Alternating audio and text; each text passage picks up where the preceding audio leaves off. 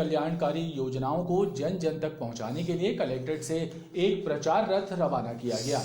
Collector Saurabh Kumar Suman ने हरी झंडी दिखाकर रथ को रवाना किया। मध्य प्रदेश सरकार द्वारा चलाई जा रही कल्याणकारी योजनाओं की जानकारियां आम जनमानस में पहुंचाने के लिए कलेक्ट्रेट से एक प्रचार रथ रवाना किया गया। कलेक्टर सौरभ कुमार सुमन ने बताया कि दूर दराज के इलाकों में बैठे लोगों को सामाजिक योजनाओं की जानकारियां पहुंचाने की कोशिश की जाएगी ताकि कोई पात्र व्यक्ति योजनाओं के लाभ से वंचित न रह जाए। पिछले 3 वर्षों में शासन के द्वारा विभिन्न प्रकार की योजनाएं जो लागू की गई हैं उसमें हितग्राही मूलक कितने लाभ दिए गए हैं इसके विषय में इस प्रचार रथ से जानकारी दी जाएगी।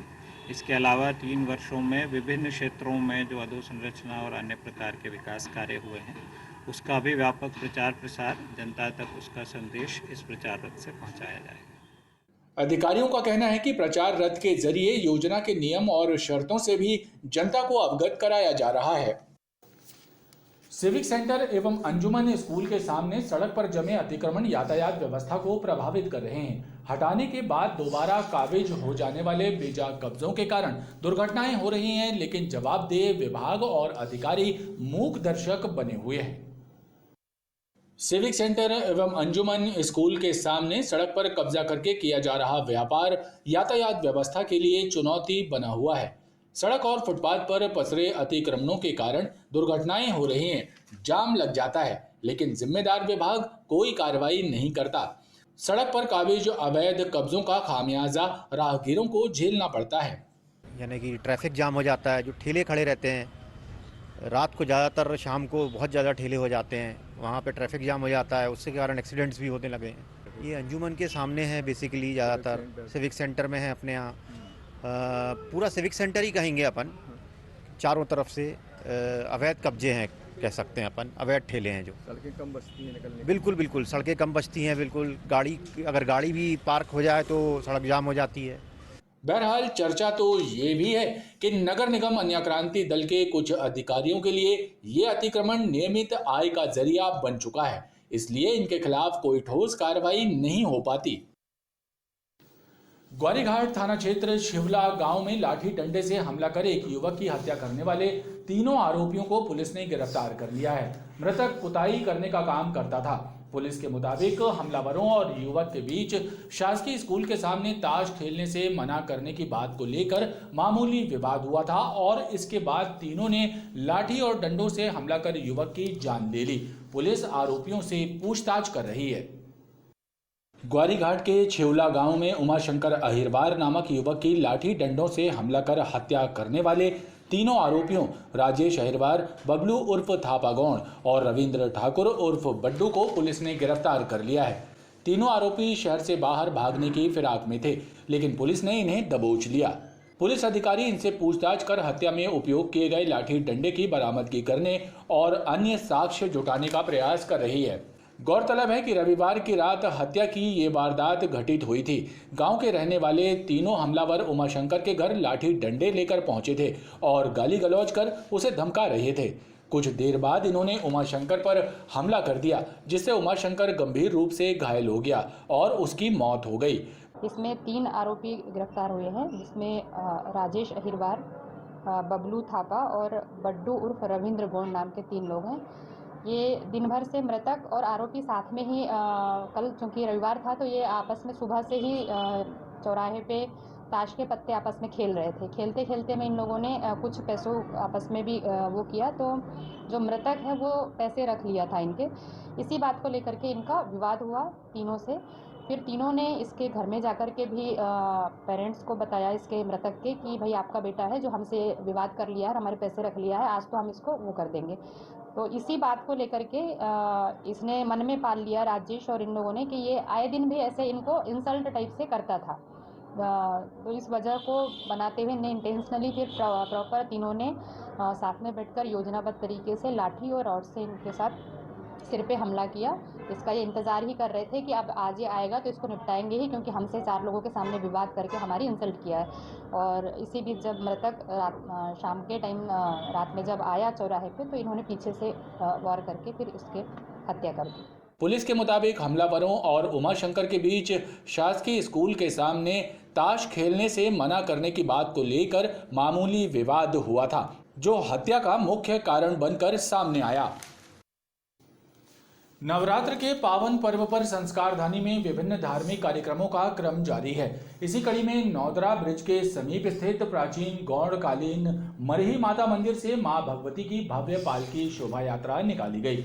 शोभा यात्रा में मां की पालकी के साथ शामिल देवी देवताओं की नयनाभिराम झांकियां श्रद्धालुओं के आकर्षण का केंद्र रहीं। नवरात्र के पावन पर्व पर संस्कारधानी धर्मधानी बन गई है। जगह जगह विभिन्न धार्मिक आयोजन और शोभा यात्राओं का क्रम जारी है। इसी कड़ी में नौदरा ब्रिज स्थित प्राचीन गौड़कालीन मरही माता मंदिर से मां भगवती की पालकी शोभा यात्रा धूमधाम के साथ निकाली गई। शोभा यात्रा में मां भगवती की पंचधातु की प्रतिमा पालकी पर विराजमान थी। इसके साथ ही देवी देवताओं की झांकियां भी शोभा यात्रा में शामिल थी। श्रद्धालुओं ने बताया कि वर्ष में एक बार मां भगवती की पालकी शोभा यात्रा निकाली जाती है, जिसमें श्रद्धालु भी बड़ी संख्या में शामिल होकर पुण्य लाभ अर्जित करते हैं।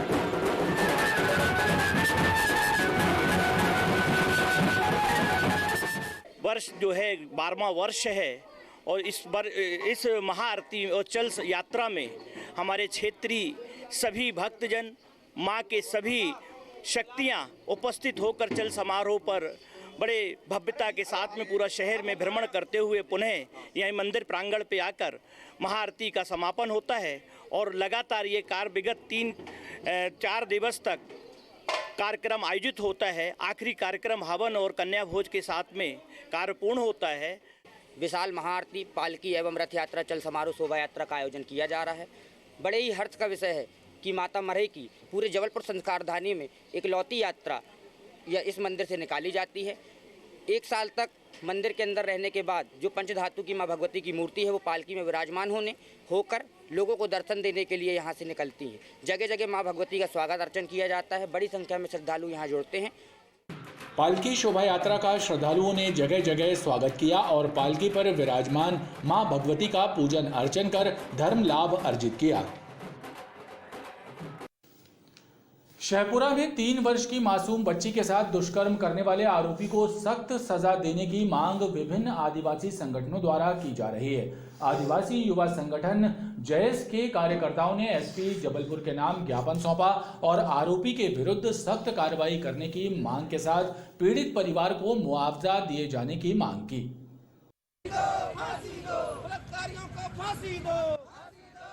जय आदिवासी युवा शक्ति जयस के पदाधिकारियों और कार्यकर्ताओं ने एसपी के नाम एडिशनल एसपी शिवेश सिंह बघेल के नाम मांग पत्र सौंपकर 3 साल की मासूम बच्ची से दुष्कर्म करने वाले आरोपी हल्कू गौड़ को फांसी की सजा देने की मांग की।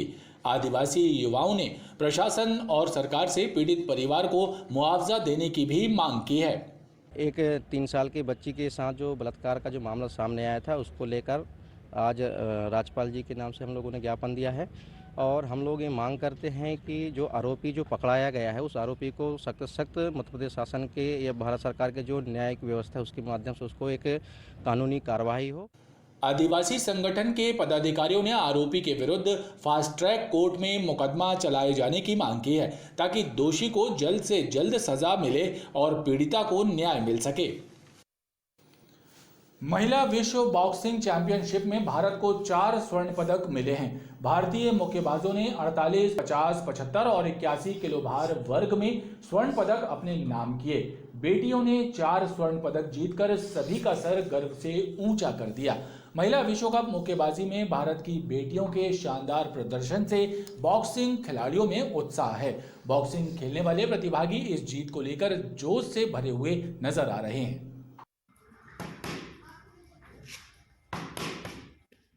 राजधानी दिल्ली में आयोजित महिला वर्ल्ड बॉक्सिंग चैंपियनशिप में भारत की महिला मुक्केबाज खिलाड़ियों का कमाल देखने को मिला। करीब 17 साल के बाद महिला बॉक्सिंग विश्व कप में महिला मुक्केबाजों के शानदार प्रदर्शन से भारत की झोली में 4 गोल्ड मेडल आए और भारतीय मुक्केबाज नीतू गंधास, स्वीटी बुरा, निकहत जरीन और लवलीना ने स्वर्ण पदक हासिल कर सभी का सिर गर्व से ऊंचा कर दिया। महिला मुक्केबाजों के प्रदर्शन ने संस्कारधानी के बॉक्सिंग खिलाड़ियों में उत्साह और जोश का संचार किया है। संस्कारधानी के रानीताल स्टेडियम में बॉक्सिंग का खेल सीख रहे प्रतिभागी भारत की बेटियों के प्रदर्शन से उत्साहित हैं। अभी वर्ल्ड कप में इंडिया ने 4 गोल्ड मेडल जीते हैं और हमें इसकी बहुत खुशी हो रही है और निखत जी ने बहुत अच्छा परफॉर्म भी किया है और हम भी चाहते हैं कि हमारे देश में ऐसे मेडल आए और भी ज़्यादा फ्यूचर में। इनके अलावा स्वीटी जी और लवलीना जी ने लाए हैं गोल्ड मेडल और बहुत ही अच्छा परफॉर्म किया है उन्होंने। अभी हम भी चाहते हैं कि हम भी ऐसे मेडल लाए और अपने कंट्री का नाम रोशन करें। तो इस टाइम लड़कियां बहुत देख रही हैं इनके वीडियोस और इनसे बहुत प्रोत्साहन ले रही हैं और इनके वीडियो देख के बहुत कुछ सीख भी रही हैं। मैं रानीताल स्पोर्ट्स कॉम्प्लेक्स में भी प्रैक्टिस कर रहा हूं और मैं भी इनसे बहुत प्रोत्साहित हूं। बॉक्सिंग खिलाड़ियों को प्रशिक्षण दे रहे कोच भी भारत की बेटियों के प्रदर्शन से खुश हैं। उनका कहना है कि संस्कारधानी में भी बच्चों को नेशनल और इंटरनेशनल स्तर की बारीकियों की ट्रेनिंग देने का प्रयास उनके द्वारा किया जाता है ताकि खिलाड़ियों का भविष्य सुनहरा बन सके। तो हमारे वर्ल्ड कप में जो हमारे यहाँ देश की बेटियों ने नाम रोशन किया 4 मेडल ले आके, उससे बड़ी खुशी हुई है। मैं भी खेलो इंडिया से कोच हूँ यहाँ जबलपुर में स्मॉल सेंटर से। मैं भी कोशिश कर रही हूँ इन बच्चियों को बहुत आगे ले जाऊँ, इनका उज्जवल भविष्य करूँ और बहुत अच्छा लगता है जब हमारे यहाँ की बच्चियाँ ऐसा कुछ अच्छा करती हैं अपने लिए। अपने यहाँ भी कोई नेशनल की तैयारी है? सर हम लोग लगे हुए हैं, अप्रैल से हमारे यहाँ कैंप भी लग रहे हैं गर्मियों की छुट्टियों में, तो हम उसमें और ज़्यादा हमारे बच्चे आते हैं उनको हम तैयार करेंगे और नेशनल लेवल की तैयारी करा रहे हैं हम इन बच्चियों को भी। रानीताल स्टेडियम में वर्तमान में 2 दर्जन से ज्यादा पुरुष और महिला खिलाड़ी बॉक्सिंग खेल का प्रशिक्षण प्राप्त कर रहे हैं। खबरों का ये क्रम लगातार जारी है। आप देखते रहिए BTV न्यूज़।